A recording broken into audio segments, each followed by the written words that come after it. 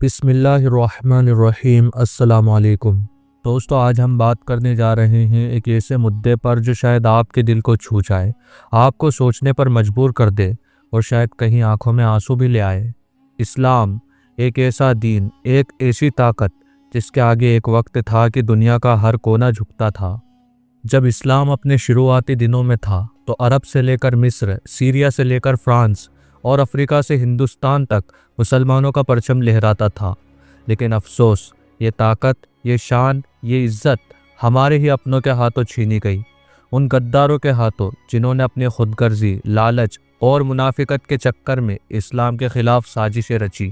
اگر یہ غدار نہ ہوتے تو آج دنیا کا نقشہ کچھ اور ہوتا۔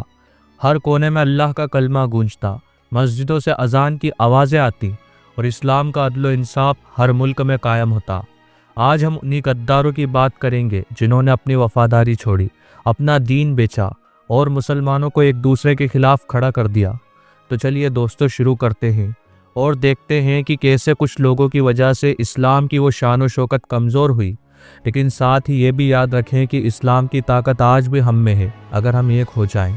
دوستو، اسلام کے اتہاس میں جو پہلی بڑی غداری ہوئی اس کا نام ہے عبداللہ ابن سبا۔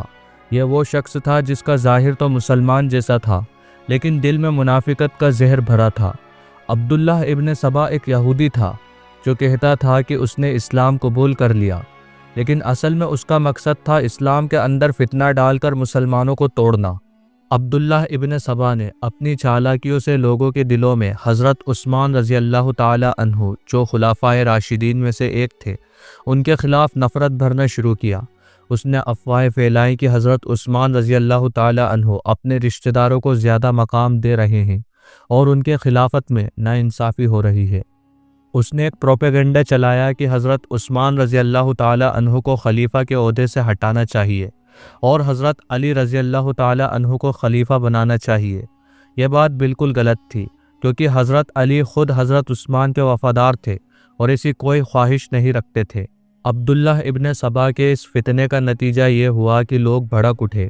ایک جماعت حضرت عثمان کے گھر کے سامنے جمع ہو گئی اور افراتفری کے عالم میں کچھ لوگوں نے حضرت عثمان پر حملہ کر دیا۔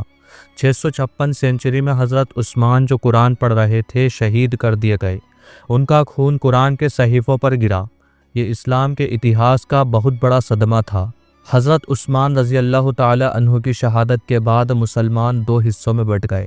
ایک طرف وہ جو حضرت علی رضی اللہ تعالی عنہ کے ساتھ تھے اور دوسری طرف وہ جو حضرت عثمان رضی اللہ تعالی عنہ کے قاتل کو سزا دلوانا چاہتے تھے۔ عبداللہ ابن سبا کا یہ فتنہ مسلمانوں کے درمیان ایک گہری کھائی کا سبب بنا جو آج بھی شیعہ سنی اختلاف کے روپ میں نظر آتا ہے۔ اگر یہ منافق نہ ہوتا تو شاید مسلمان ایک رہتے اور اسلام کی طاقت اور بلند ہوتی۔ عبداللہ ابن سبا کا فتنہ یہی ختم نہیں ہوا۔ حضرت عثمان کی شہادت کے بعد مسلمانوں کے درمیان جو اختلاف پیدا ہوا اس نے دو بڑی جنگیں جما دی، جنگ جمل اور جنگ صفین۔ یہ دونوں جنگیں مسلمانوں کے آپس میں لڑنے کا سبب بنی اور اسلام کی طاقت کو کمزور کیا۔ حضرت عثمان رضی اللہ تعالی عنہ کے قتل کے بعد حضرت علی رضی اللہ تعالی عنہ خلیفہ بنے، لیکن کچھ لوگ جن میں حضرت عائشہ رضی اللہ تعالی عنہا، حضرت طلحہ رضی اللہ تعالی عنہ اور حضرت زبیر رضی اللہ تعالی عنہ شامل تھے، حضرت عثمان کے قاتلوں کو سزا دلوانا چاہتے تھے۔ عبداللہ ابن سبا کے فتنے نے ان صحابہ کے درمیان غلط فہمیاں پیدا کی۔ حضرت عائشہ نے ایک لشکر تیار کیا جو حضرت علی کے خلاف بصرہ میں کھڑا ہوا۔ نتیجہ یہ نکلا کہ یہ جنگ جو بیٹل آف دا کیمل کے نام سے جانی جاتی ہے مسلمانوں کے لیے ایک بڑا دھکا تھی۔ حضرت علی کی فوج جیتی لیکن ہزاروں مسلمان اس جنگ میں شہید ہوئے۔ حضرت طلحہ اور حضرت زبیر بھی اس میں شہید ہو گئے اور حضرت عائشہ کو عزت کے ساتھ مدینہ واپس بھیجا گیا، لیکن یہ جنگ مسلمانوں کے دلوں میں ایک گہرا زخم چھوڑ گئی۔ اس جنگ جمل کے بعد حضرت معاویہ رضی اللہ تعالی عنہ جو سیریا کے گورنر تھے، انہوں نے حضرت عثمان رضی اللہ تعالی عنہ کے قاتلوں کو سزا دلوانے کا معاملہ اٹھایا۔ حضرت علی رضی اللہ تعالی عنہ بھی قاتلوں کو سزا دینا چاہتے تھے، لیکن دونوں کے درمیان غلط فہمیاں پیدا ہو گئی۔ عبداللہ ابن سبا اور اس جیسے منافقوں نے اس آگ میں اور تیل ڈالا۔ نتیجہ یہ ہوا کہ حضرت علی اور حضرت معاویہ کے لشکر صفین کے میدان میں آمنے سامنے آ گئے۔ یہ جنگ نہ تو کوئی جیت یا نہ کوئی ہار کے فیصلے تک پہنچی۔ ایک صلح ہوئی، لیکن اس صلح نے اور نئے فتنے جنم دیے، جن میں خارجی کا گروہ ابھرا، جنہوں نے حضرت علی کے خلاف بغاوت کی۔ حضرت علی خود 661 سینچری میں ایک خارجی کے ہاتھوں شہید ہو گئے۔ سوچو دوستو، یہ دونوں جنگیں مسلمانوں کے آپس میں لڑنے کا نتیجہ تھی۔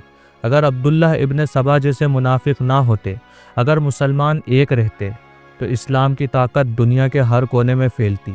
یہ فتنے اسلام کے گولڈن ایرا کو ختم کرنے کا سبب بنے۔ دوستو، اب بات کرتے ہیں اسلام کے اتہاس کے اس واقعے کی جو شاید ہر مسلمان کے دل کو درد دیتا ہے، کربلا کا واقعہ۔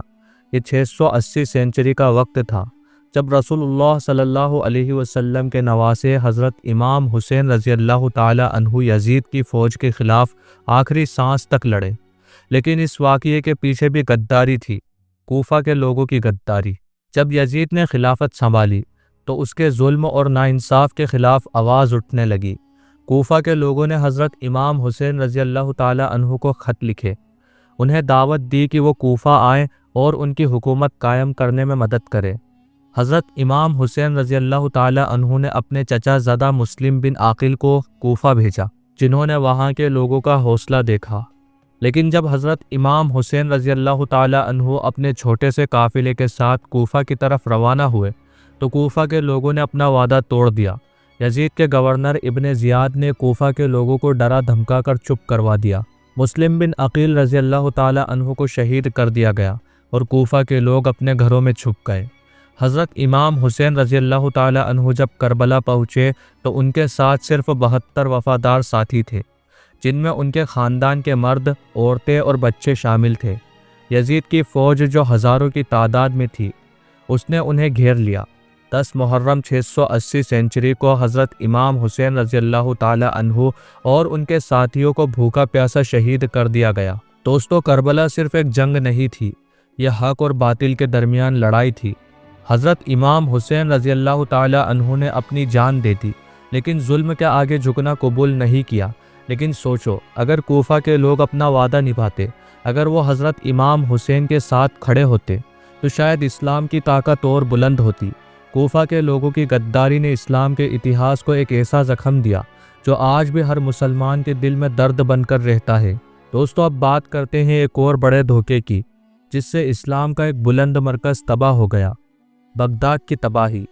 یہ 1258 سینچری کا وقت تھا جب منگول بادشاہ ہلاکو خان نے بغداد پر حملہ کیا، لیکن اس تباہی کے پیچھے ایک مسلمان کا ہاتھ تھا، ابن القمی، جو بغداد کا وزیر تھا۔ دوستو، ابن القمی جو خلیفہ المستسم کا وزیر تھا، اپنی خود غرضی اور سیاسی لالچ کے چکر میں ہلاکو خان کے ساتھ مل گیا۔ اس نے ہلاکو کو بغداد کے اندر کے راز بتائے اور شہر کے دروازے کھول دیے۔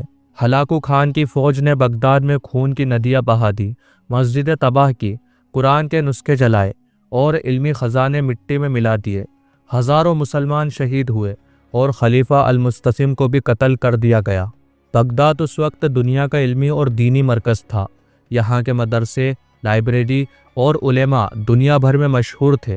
ابن القمی کی غداری نے اس مرکز کو ختم کر دیا اور اسلام کی طاقت کو ایک بڑا نقصان پہنچا۔ سوچو دوستو، ابن القمی اپنی وفاداری نبھاتا، اگر وہ خلیفہ کے ساتھ کھڑا ہوتا تو شاید بغداد آج بھی اسلام کا گڑھ ہوتا، لیکن اس کی منافقت نے مسلمانوں کا ایک بلند قلعہ ڈھا دیا۔ دوستو، اب بات کرتے ہیں اندلس یعنی اسپین، جہاں مسلمانوں نے 800 سالوں تک حکومت کی۔